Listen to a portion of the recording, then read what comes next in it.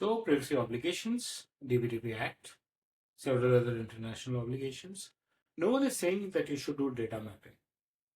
But without data mapping, it's very difficult. Even large corporates who have been working for so long need to relook at things and they could still find gaps. So let us talk about data mapping with respect to the DPDP Act 2023. Welcome to my YouTube channel where you daily see new content on data privacy. And as I said, let's talk about the data mapping with respect to the Indian DPDP Act. How does it help? Should we even do it? You should, yeah? Okay. So what are the obligations of data fiduciaries? The organization is responsible for collecting, storing, processing, sharing with third parties, and deleting personal data that they have collected. So what do they need to ensure? They need to ensure that they have tracked their personal data processing, ensuring transparency and accountability, which is most important thing. That's why we have the act and the rules. Maintain a record of all the processing activities, document a clear understanding of data flow. And if you are a significant data fiduciary, that means your data size, the volumes processing is very high, or it is otherwise critical with respect to sensitivity of data, healthcare, biometric, anything that harms an individual if breached. So in that case, your audits are mandatory sort, right? DPIs for significant, they need to report also if they find any observation in their audits. Periodic audits, they should something that they should regularly do and maintain a very strict documentation. Now, how can all this happen if I'm not even sure of what data I have, right? So that is what is data mapping, and let's get into more finer details about it. So anyone who's running a business today, so what are you trying to say? I don't know what data I have, right? Isn't it interesting? No, we're not saying that you don't know what data you have. What we are saying is just have a relook at it. There would be certain things that you don't need. There could be certain things that are in excess with you. Just have a relook at it. Data mapping process helps you identify data sources, tracks the data flow, classify processing activities, establish certain important things like third-party transfers, cross-border data transfer parameters. Is it allowed, not allowed? What kind of personal data are you transferring? It can help you maintain retention and deletion policies, something which is very important, and set up the overall monitoring of personal data flow and its processing's workflow. And I would again repeat, we know what data you have, and you also know what data you have. And you know better than what we would know, or a privacy consultant would know.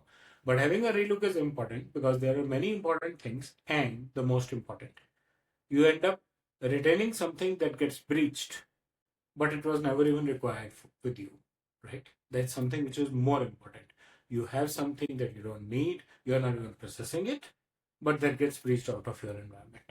And then how do you overall configure the environment in terms of what are you going to protect if you don't know exactly what exactly you have? We'll get into steps of exactly how to do data mapping in next few videos. So subscribe to my channel and stay tuned. But right now, how does it help? So it helps you assess what are the exact data sources that you have. Do you have any unwanted data? Delete them. You are not ready to delete them? Start using them. Find out the usability of that data, right? For example, you claim you have marketing data and you have address. What are you doing with that address? Nothing. You have HR data and your HR data of your ex-employees or rejected employees or just candidates lying with you, 2 years old, 5 years old. In these 5 years, their skill sets have changed. In these 5 years, their job profiles have changed. Several people change their line altogether. Are you retaining their resumes? Why? What are you going to do with it? It's there in some Almira, it's there in some folder in my server. I never looked at it. Without looking at privacy, I've done so many assessments at customers in the last 25 years of my working. We do a file server assessment and you find there's a lot of data that has not even been touched for the last 10 years. Now imagine that has personal data that gets breached and you don't even know what data you have. So that is what data mapping is going to help you. Create an inventory of what you have. Ensure your privacy principles. I've just used the abbreviation lack of space. We'll get in details on next slide. But it is purpose limitation and data minimization, right? PL and DM here are purpose limitation and data minimization. You retain what you need. You ensure Like I'm talking about this assessment where data is not used for 10 years, and that folder is lying in an open access. So the chances of breach are also more. No one ever bothered to check that, because whenever a new department, new folder, new user comes in, you quickly focus on what he needs without even realizing there is something else lying where he automatically gets an authorization, right?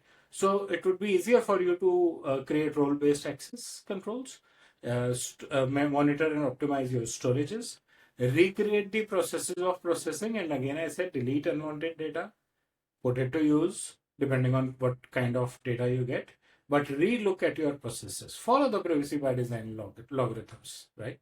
Just go back to that and see the privacy is taken care of by default in that 10 TB of data also, if you actually need it. Also would help you monitor your workflows, and incident breaches would become better.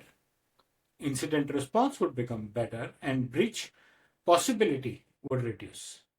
It would help you mitigate also better, because now you exactly know what you have, where you have, how is it being there, right?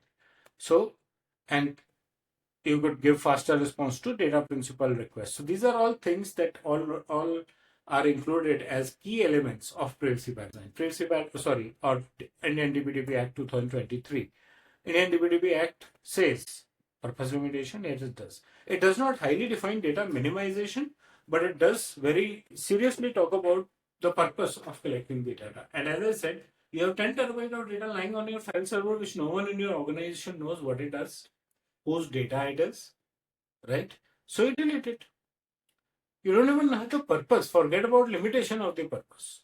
One of my cases, one of my POs of storage got cancelled because when you did the assessment, you could easily regenerate so much of space having unwanted data. Now imagine if that data was personal data and breached, and you get an incident on it, and your IT would say, we don't even know if there was this data in an organization, right? So data mapping is very important. Data security. Now that folder, which has not been accessed for 10 years, no one needs an access to it. Even if you're not able to decide the deletion right now, you can at least restrict that only a specific or only 2 or 3 key organization people have an access to it, so that they can assess whether they want to retain or delete it, and no one else has it, right? You can use privacy enhancement techniques over there. Maybe you will say, why should I anonymize that data and spend money on anonymization? I would say it helps you secure that data, right? Prioritize your data on sensitivity. You may delete it. You may keep it secure for future, but at least keep it secure for future. And whenever there would be a data principal request, whenever there would be an incident, it would be easier for you, because now you have a better control on what personal data you have, where is it kept, what kind of access it has. And you also now would have a document that says, these old data I have already deleted, right? So that's about data mapping, key benefits, and its linkage with DPDP Act 2023. I hope you like the content of the video. Please press the bell and the like icon. Subscribe to my YouTube channel. We are going to talk a lot about data mapping and several other privacy techniques in times to come. Share your feedback in the comment section. Thank you.